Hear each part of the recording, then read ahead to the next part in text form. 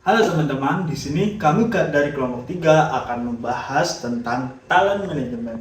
Di bab ini, kita akan membahas talent management dan ada 3 hal yang kita akan pelajari. Yang pertama, memahami apa itu coach and mentoring, serta manfaatnya apa.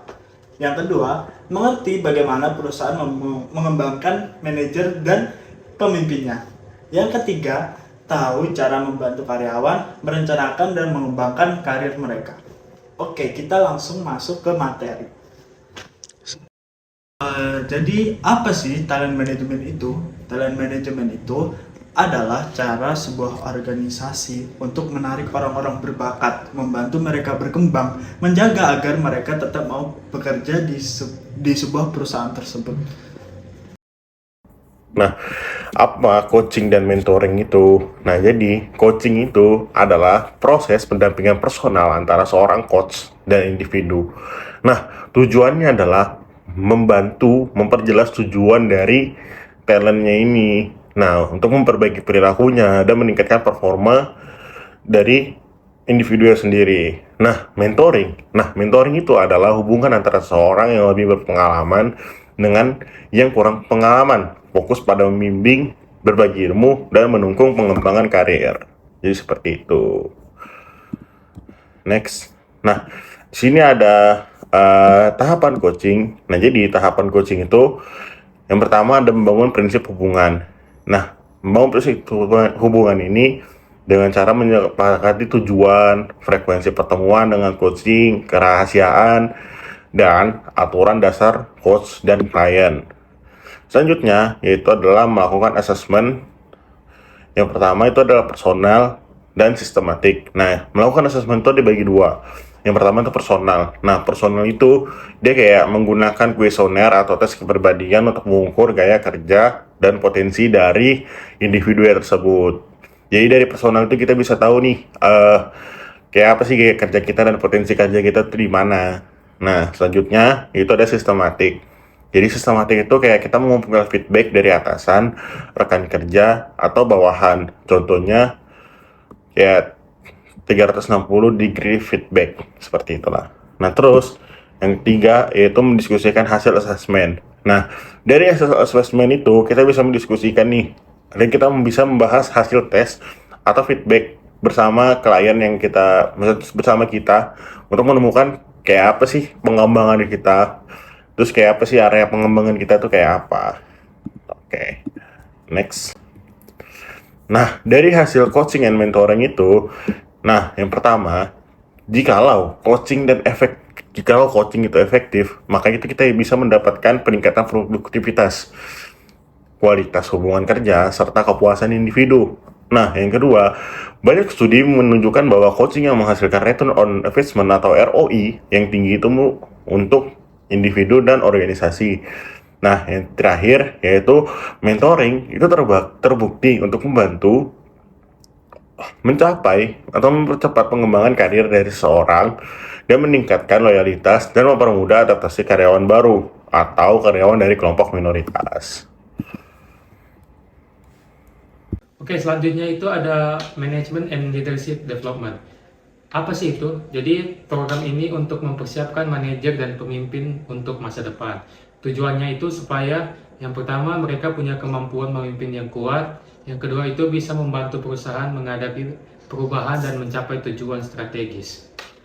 Oke, selanjutnya ada tahapan implementasi intervensi. Langkah pertama dalam implementasi intervensi ini dimulai dengan melakukan penilaian kebutuhan yang mendalam. Jadi organisasi itu harus memahami secara jelas kompetensi apa yang diperlukan untuk mendukung kepemimpinan yang efektif dalam konteks strategis bisnis yang sedang atau akan dijalankan.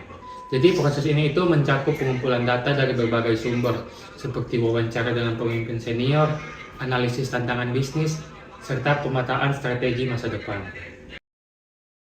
Setelah kebutuhan teridentifikasi, tahap selanjutnya adalah merancang tujuan program serta desain pelatihannya. Jadi tujuan tersebut harus spesifik, relevan, dan berorientasi pada hasil, seperti kemampuan untuk menyusun dan mengkomunikasikan rencana strategis yang selaras dengan arah organisasi. Jadi kemudian ada desain program itu disusun untuk mendukung pencapaian mendukung pencapaian tujuan ini melalui kombinasi metode pembelajaran yang sesuai, termasuk pelatihan kelas, studi case, simulasi, pembelajaran pengalaman langsung, dan proyek kerja yang berfokus pada tantangan nyata di dalam organisasi. Oke, selanjutnya ada tahap berikutnya adalah pelaksanaan program. Jadi pada fase ini itu peserta itu mengikuti kegiatan pelatihan yang telah dirancang, baik secara intensif dalam sesi tatap muka maupun melalui pendekatan blended learning yang menggabungkan metode online atau offline.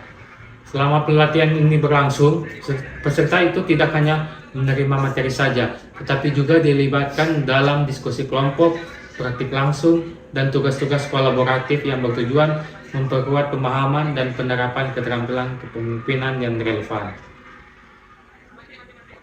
Nah, setelah 3 program itu selesai dijalankan, organisasi itu masuk ke tahap terakhir, yaitu evaluasi. Jadi proses evaluasi ini tidak hanya berhenti pada pengumpulan umpan balik tentang kepuasan peserta, tetapi juga mencakup pengukuran terhadap peningkatan pengetahuan, perubahan perilaku di tempat kerja, serta dampak nyata terhadap hasil organisasi.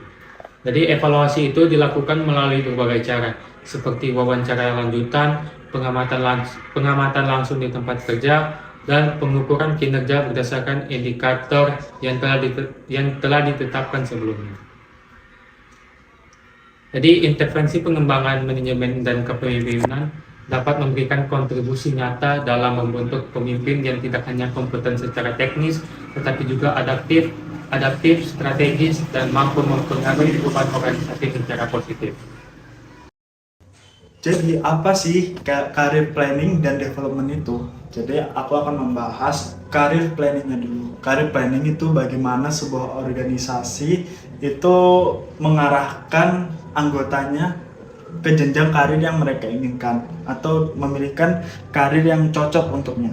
Dan development itu bagaimana membantu mereka mencapai tujuan karir tersebut.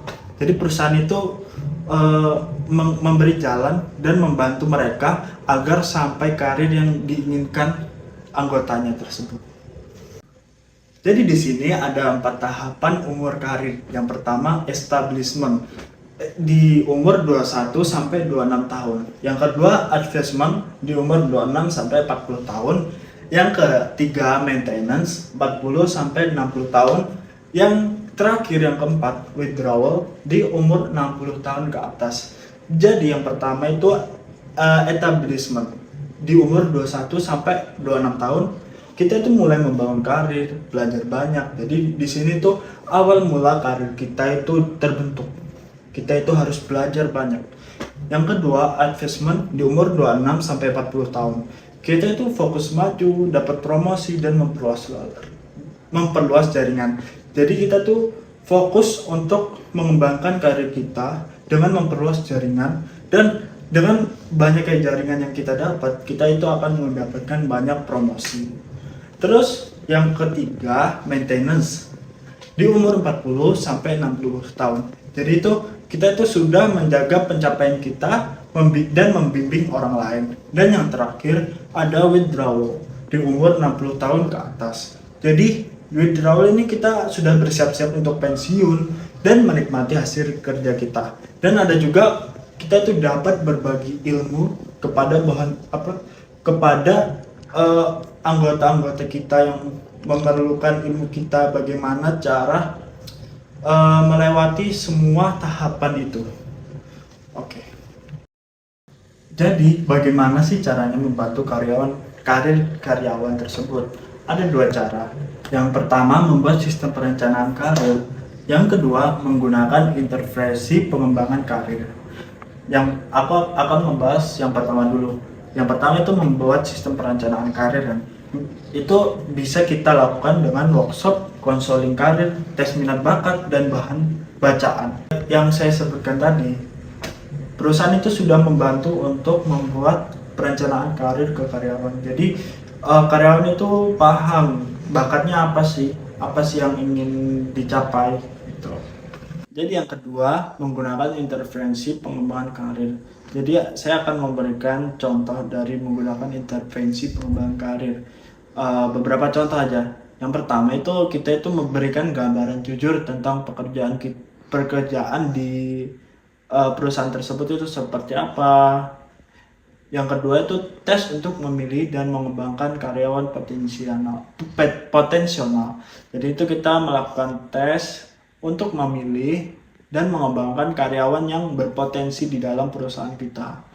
Terus kita itu ganti posisi supaya karyawan itu belajar banyak. Jadi kita itu tidak menempatkan karyawan itu di satu posisi saja. Jadi kita itu dapat menempatkan karyawan atau memindahkan karyawan di posisi lain agar karyawan tersebut memiliki ilmu baru lah. Terus selanjutnya yang terakhir, memberi peran konsultan kepada karyawan senior. Nah, selanjutnya saya akan menjelaskan studi kasus. Nah, studi kasus itu kita ambil dari Barcelona itu klub sepak bola. Nah, coaching dan mentoring itu bagaimana sih cara Barcelona itu membimbing pemain muda di La Masia. La Masia itu seperti klub mudanya lah. Nah, di La Masia, Barcelona itu membangun pemain muda seperti coaching atau pelatihan personal dan mentoring kayak bimbingan dari senior dan pelatih. Nah, coaching itu setiap pemain muda mendapatkan pelatih pribadi yang melatih, dia bakal melatih tekniknya, mentalitasnya, dan sikap di dalam dan di luar lapangan. Nah, sedangkan mentoring ini adalah pemain muda yang sering berlatih dengan pemain seniornya seperti Puyol, Xavi, atau Iniesta yang menjadi contoh nyata tentang kepemimpinan dan kerja keras di dalam lapangan. Nah, contoh nyatanya itu adalah saat Lionel Messi bergabung, ia tuh dibimbing. Jadi Lionel Messi ini dibimbing oleh pemain senior seperti Ronaldinho untuk membantu Messi ini cepat beradaptasi lah dengan klubnya. Jadi gitu guys. Jadi Barcelona itu menerapkan leadership development. Dia itu mengembangkan kepemimpinan di semua level, di semua umur. Yang saya akan memberikan contoh. Yang pertama itu pelatihan karakter di akademi atau di La Masia. Jadi anak-anak La Masia itu diajarkan tanggung jawab, kerjasama tim, dan pengambilan keputusan. Yang kedua itu penempatan tanggung jawab. Pemain berbakat itu diberi kesempatan menjadi kapten tim muda lebih dulu. Lalu mereka itu bakal menjadi kapten di tim senior. Contoh nyatanya itu seperti Charles Puyol. Charles Puyol itu tidak hanya menjadi bek hebat, tapi juga menjadi contoh pemimpin sejati. Sejak di tim muda atau di Barcelona B, ia sudah sering diberi kepercayaan memimpin. Dan akhirnya dia menjadi kapten legendaris yang dihormati oleh rekan-rekannya di tim senior. Jadi yang ketiga, Barcelona juga menerapkan career planning dan development. Barcelona juga membantu pemain merencanakan karir jangka panjang. Contohnya, pemain muda disiapkan bertahap dari akademik, tim cadangan, tim utama, sampai karir pasca bermain. Contohnya karir pasca bermain itu dia disiapkan untuk menjadi pelatih.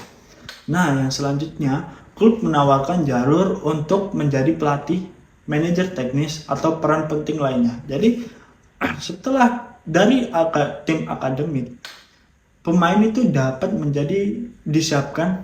sudah jauh-jauh disiapkan menjadi pelatih, manajer teknis, dan peran penting lainnya.